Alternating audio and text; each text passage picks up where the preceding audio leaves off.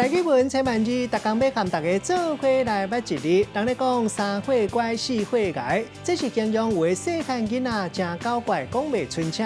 今仔日要甲大家小解这一日，咱同齐来看到这就是狗，搞怪的狗，读狗狗第二条。古早台语字典解说狗是乌色、喙看看的细只狗，可能为生做足奇怪，嘛有古怪意思。咱讲狗怪，嘛当讲是狗贼。另外狗怪、狗杂人，咱讲是狗杂，嘛当讲是狗客。